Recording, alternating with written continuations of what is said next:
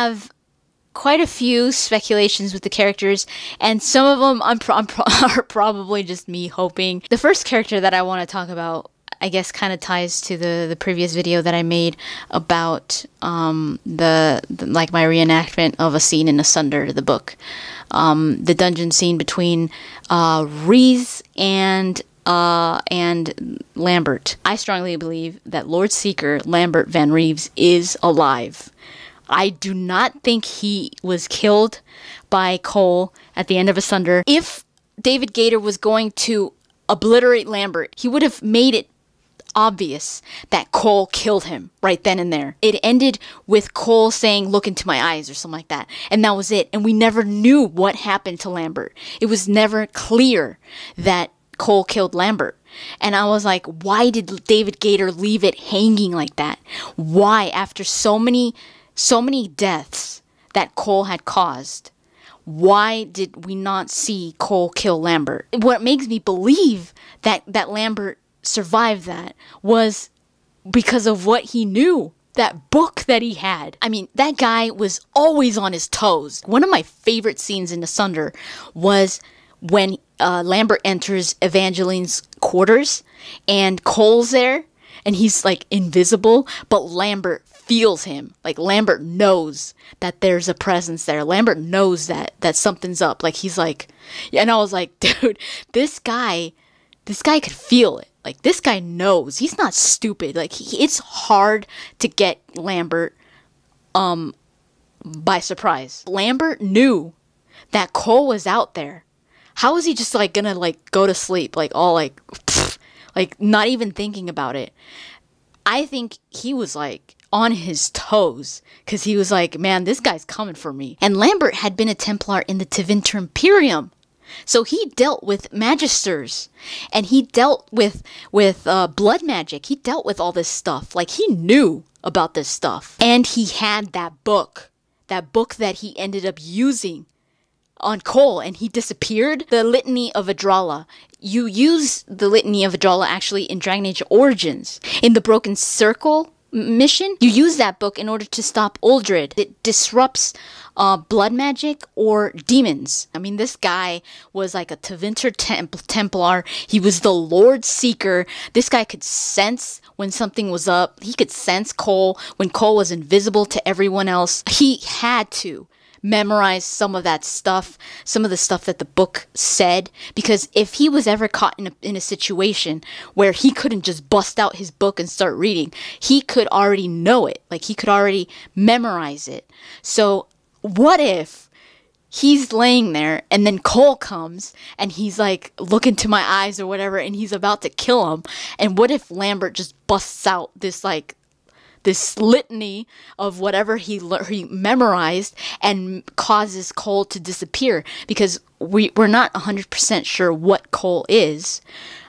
Now, it's obvious that he is something, some kind of spirit, some kind of demon, confused demon, some kind of something that just doesn't, an entity that doesn't belong in this world, because the Litany of Adralla worked on him. If it worked on him once, why wouldn't Lord Seeker do it again? I would love to see him in Dragon Age Inquisition as maybe the evil Lord Seeker of the Seekers, and maybe this is why Cassandra instead joins the Inquisition, because she doesn't agree with the way that the Lord Seeker is doing things, and especially since Lambert was the one that pretty much broke the Navaran Accord, which was, you know, that pretty much dismantled the Inquisition and created the Templars and the Seekers, and the Circle in general. The Lord Seeker broke that. He was like, no more Navaran Accord, boom, sorry, bye. you guys are all gonna die. I think the Seekers are gonna be corrupted, as well as the Templars, because we do know about the Red Templars, the ones that are pretty much corrupted by the Red Lyrium. I'm gonna mention a little bit Cullen. I'm gonna talk a little bit more about him later, but I think Cullen is maybe doing the same thing as maybe Cassandra is, where Cassandra's maybe breaking a little bit away from the Seekers because they're corrupted, and she's joining herself with the Inquisition. And I think Cullen is doing the same thing with the Templars. I think he's probably breaking away from the Templars because he's like, this is not right anymore. He's probably not even a Templar anymore, because if you look at his armor, there is no Templar insignia on it, at least not that I saw. So I would love to see Lord Seeker Lambert be like one of the bad guys, maybe the leader of the Seekers still, and it would be like this big like moment where they're like, oh my god, he's not dead. Another character that I'm going to talk about that is from Asunder is Cole. I'm pretty sure that character in the picture in the last trailer at the end, where it shows the Inquisition, the characters, I'm pretty sure that the character with the shaggy blonde hair and the daggers. Now those daggers, I don't think they are very significant to the character, where it's like, oh, those are his daggers, because we do see another picture with the Inquisitor with those same daggers. So I think they're just daggers that anybody could wield. I think maybe just for rogues, but not specific to characters like, say, Bianca. It would make sense for that to be Cole, because if you remember in the books, Cole wasn't really a mage. He had this like ability to be forgotten, or you know, make people forget him, or himself invisible, but that was probably more because he's an entity, he's a spirit, and not so much because he's a mage. But it was made kind of like to seem that he was more roguish, and maybe, I don't know, maybe, what if he's a little bit of both? Maybe he's going to be like a very unique character that's going to be rogue, because, you know, he always did the throat slicing with a dagger, but maybe he does have some kind of fade magic, because there's so much mystery behind Cole. We don't really know who he is, we don't really know what he is, and we wanted to know, because the book ended in a situation where it was like Cole already kind of knew what he was, and he was already becoming like who he was. You know, throughout the whole book, he was so confused, so scared. He didn't know what he was, and you know, it was this confusion behind Cole for himself and for us. But at the end of the book, he was more sure of himself, and he was more powerful, and it was almost like he had more control now. So for David Gator to leave a character like that just hanging and not really develop what could be developed there, especially with the way that Cole ended, would be a waste, I think. BioWare has already confirmed that at least one character from Asunder is coming to Dragon Age Inquisition. I think that's for sure Cole, especially with the situation that's going on with all the demons and the spirits and all this. I think maybe Cole could find out what he is, with all of this going on, with the Fade being there, you know, with that rift. But of course, with Cole comes Rhys. Cole was tied to the hip with Rhys. At first I was like, man, I'm sure Rhys is going to be in Dragon Age Inquisition. And I was like, that guy right there, the mage, that one mage that looks, I thought he was Orlesian, but I think he, as people have been telling me, he's Tevinter. I think his name is Dorian. Rhys is Wynn's son. So I thought that would be cool to, you know, have a character kind of replacing Wynn, you know, have like a spirit healer or whatever, and it's Rhys instead of, you know, Wynn. So I thought that was probably going to be him, but it's obviously not, because he has a different name and he's from Tevinter and all this stuff. If that character is Cole, why would Cole join the Inquisition?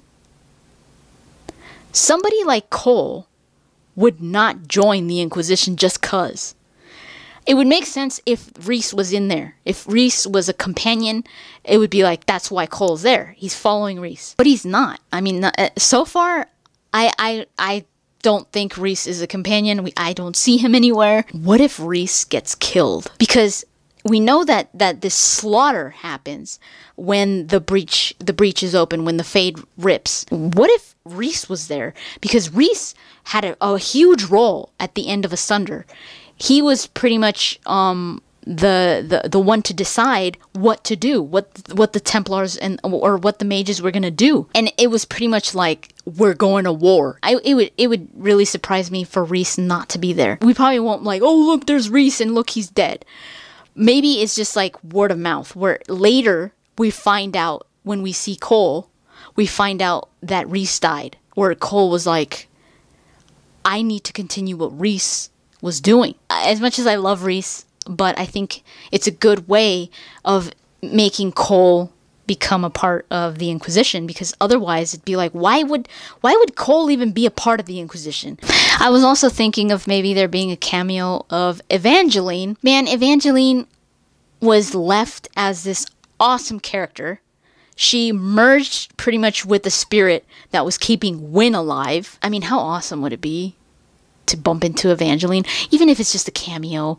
I mean, oh, come on, man. I wish Evangeline was a companion. She would be amazing. The Grey Warden, the beefy Grey Warden that I like to call, it makes you wonder why the Grey Wardens are even involved in this, because, and it seems like they have a pretty big involvement, and a questionable involvement, because the Inquisition is attacking the Grey Wardens in the trailer, in the gameplay trailer, which I was like, what is that about? The Grey Wardens don't fly any flag. Even though some people might be dying somewhere or whatever, they usually keep to themselves. They usually keep off to the side, unless there's a blight, or signs of blights, or signs of returns of old gods and stuff like that. Now, we do know that in the Abyssal Reach, in that crack, there's a crack in the ground that is rumored to go all the way down to the deep roads.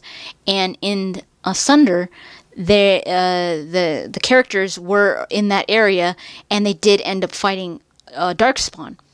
So we do know that we do go to the Western Approach, and we do go to the Grey Warden base that they have there. So maybe that's what they're doing there. They're still fighting the Darkspawn that are there. But why would we be attacking the Grey Wardens? That Grey Warden base towards the end of Asunder was completely taken over by demons. What if the demons are taking over the Grey Wardens? I don't know.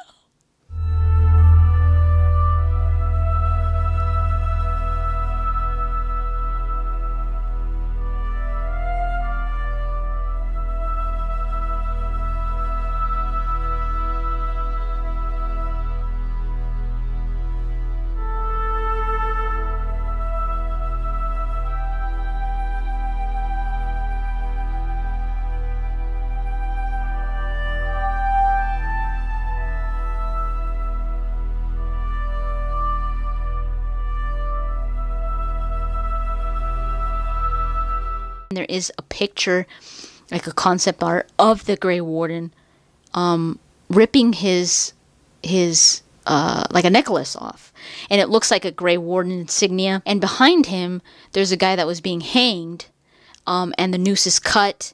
The guy's fine. He's like fallen on he's on his knees, and there are dead, what look like to be Orlesian guards, like Chevaliers maybe, on the ground, and there's like a sword there. Did this guy do that? Did the Grey Warden just kill a bunch of Chevaliers to save this guy? To save the guy that was going to be hanged?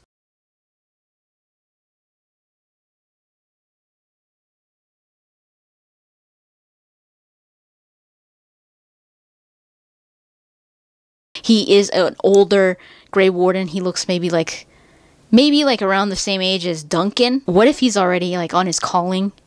Where he has to go to the deep roads in order to pretty much kill himself before the taint takes over him, and take out as many Darkspawn as he can.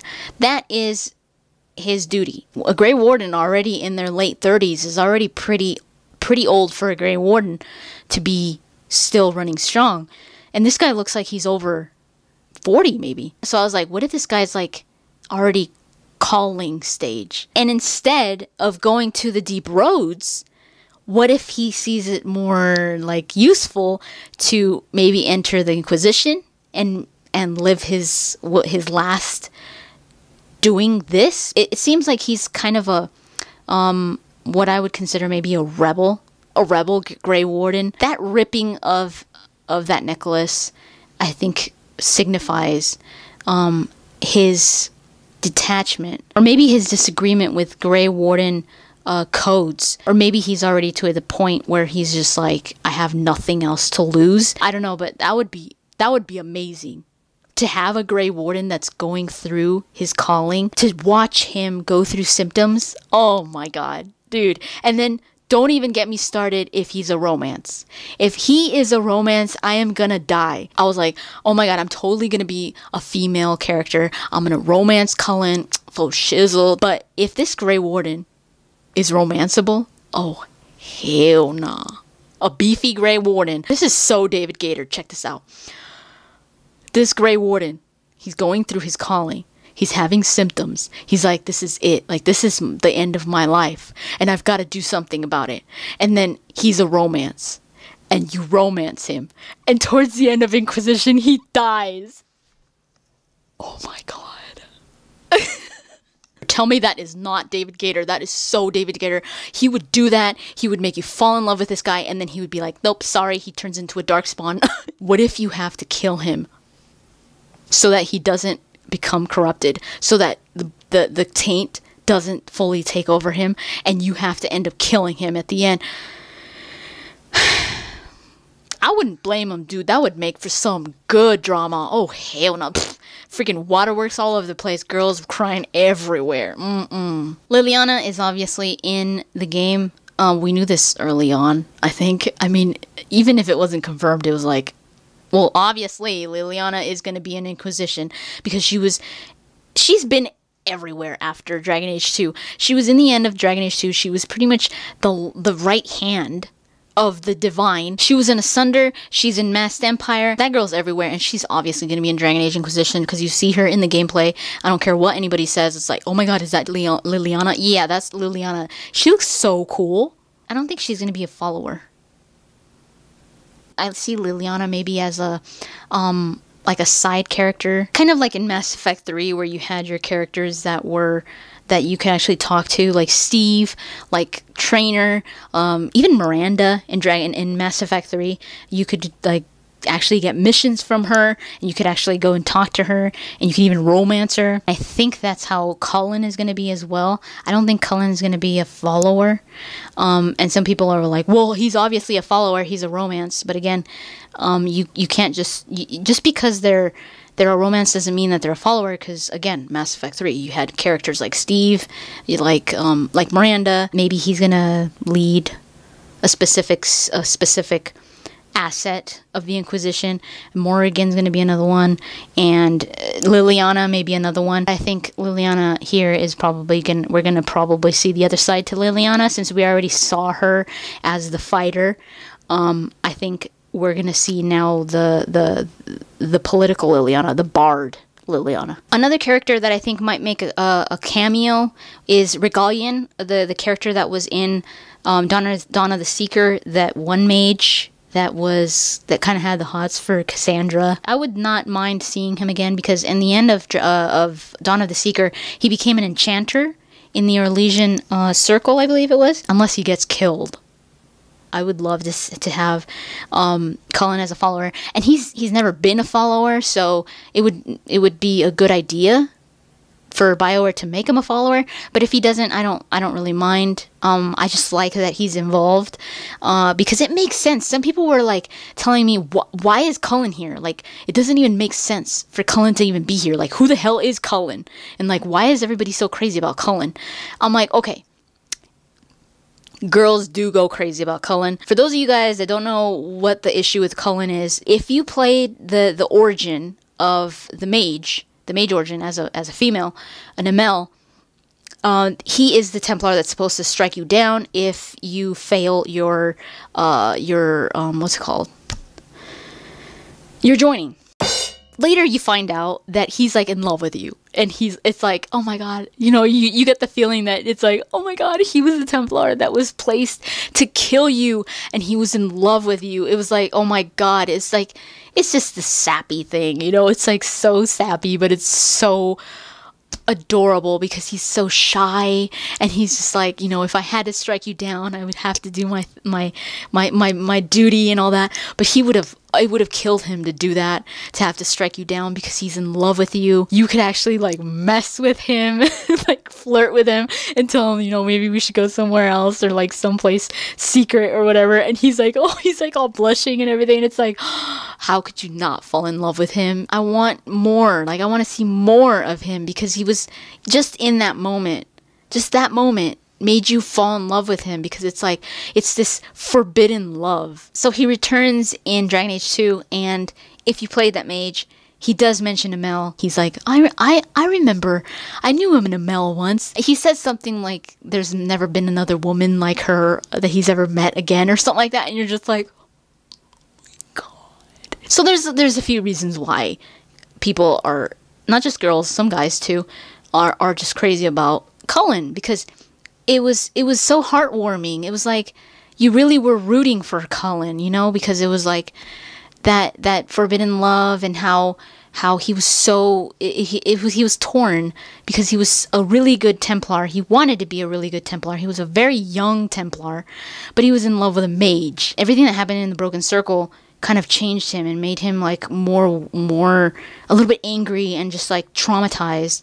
And in Dragon Age 2, you see that he still has this, he doesn't really like to remember that, but he kind of got over his trauma, and he's a little more open, and like actually is, especially since moving to Kirkwall, he starts to see like some of the mistreatment, and he's like, it seems like Cullen isn't really for that. Like he's for the Templar, what this Templar stand for, but he feels it. You could see that he feels like it's probably being taken too far, or it's becoming corrupted. It makes sense for Cullen to be involved. He's either transferred, or he's broken apart from the Templars. I think maybe he just stepped away and he was like, this is wrong. And I think that's why he joins the Inquisition. David Gator did say that he would never bring back a character just because fans asked for that character, that if the character doesn't make sense in the story,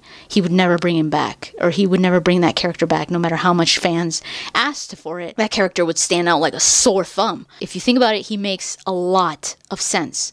He could be the physical embodiment of the representation of what the Templars used to be, and Cassandra is the same, but the physical embodiment of what the Seekers used to be. I really want to finally see this character developed more, because in the past games he was just a side character, a very small role, and this time it seems like he is now considered to be a bigger character. That Cullen that has been questioning himself since Origins. I want to know what his beliefs are now. I want to know what he stands for now with everything going on, and I want to know how he reacts to all of it, because it seems like Cullen is a completely new Cullen with everything that he's gone through. Even though he wasn't really a main character in the previous games, we have seen him transition, and now we're finally going to be able to be a part of it and actually affect him. I'm intrigued to know more about Cassandra, and her being a romance I think is going to be really interesting as well, because she just looks like she's like a wall. I mean, I think she's going to be really interesting to break through. I can't wait to see that strong feminine character represented in Cassandra. The relationship between her and Varric is going to be really cool, because first she's throwing the book at him, and now she's working with him alongside with him. The banter between those two, I think, is going to be absolutely epic. Varric is another character that I really want to see, because his voice actor, Brian Bloom, says that Varric has evolved. First, he was just like witty, and he kind of like pushed things aside, or he made a joke out of them in order to cope with it, I think, in order to not delve too much into it, or he would spin a story off of it, or he'd pretend like it was good. good material for another story. But now it seems like it's actually affecting him, and I think Varric is now going to be the voice of reason. I feel like that's what Varric is going to be in Inquisition. I think after he's seen so much, I think he's going to be the one that is going to try to keep the Inquisitor true and real, because you see that in not only in the gameplay, the 30-minute long gameplay that was shown in PAX. You see that in a mission where the citizens of this one city or town or village could have been destroyed, or you could have saved them or something like that. And that's the shot where it shows like all these dead people, and Varric is there, and he's just like, you know, he looks so sad. He brings down Bianca, and he just looks so sad that all these people died, maybe without cause or without needing to, or maybe he's thinking we could have saved them. You know, when Fenris tells him, you know, what's your opinion between mages and Templars? Like, I never hear you say it. Like, what do you think about that? Where he says that opinions are like testicles, and like no matter how many you got, like if you get kicked hard enough, it won't matter, or something like that. You can't really read Varric, but I think he's going to be more readable in Dragon Age Inquisition. I think he's going to be more emotional. I think he's going to be more worn down. Varric was just an amazing character, and I'm so glad they chose that character to bring back for Dragon Age Inquisition. The statement that I see the most, it's the question that I see the most, and that is whether the Inquisitor is the Godchild or Morrigan's baby.